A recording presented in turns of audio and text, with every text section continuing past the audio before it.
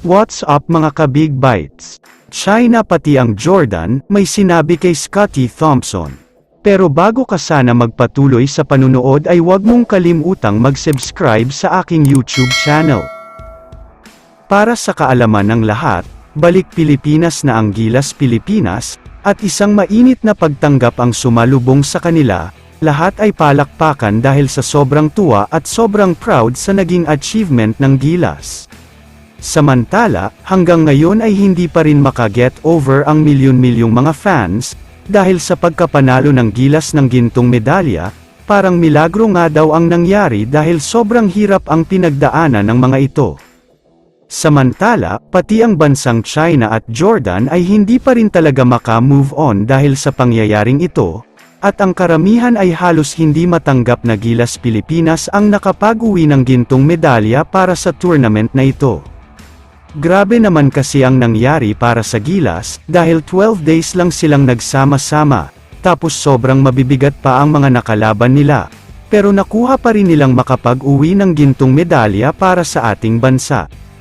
Isa nga sa mga naging dahilan at naging susi para makamit natin ang gintong medalya, ay walang iba kundi ang reigning PBA MVP na si Scottie Thompson, isa talaga siya sa pinaka-nagpahirap sa ibang mga teams.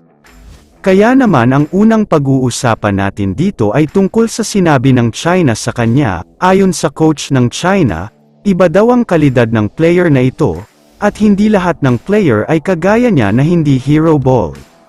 Ibig sabihin niyan, wala siyang pakialam kung hindi siya makascore ng maraming puntos, dahil ang tanging nasa isip daw ni Scottie Thompson ay makapag-contribute sa ibang bagay, kaya sobrang special daw talaga siya. Ayaw nga daw ng China na magbigay ng papuri, pero deserving daw talaga si Scottie na purihin dahil isa daw talaga siya sa nagpahirap sa kanila. Dahil kung wala siya ay hindi din posible na makapagginto ang Gilas dito.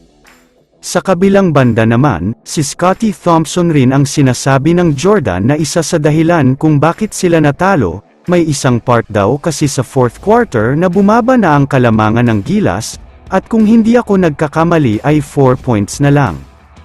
Pero napakaraming hustle plays na naman ang ginawa ni Scottie sa crucial moments ng laro, kaya dito na tuluyan natalo ang Jordan, maliban nga daw kay Brownlee.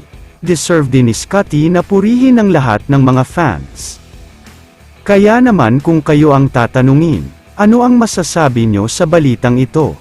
I-comment mo naman ang opinion mo tungkol sa tanong na ito. Dito na muna nagtatapos ang video na ito. Maraming salamat sa panunood mga ka-Big Bites. God bless sa inyong lahat.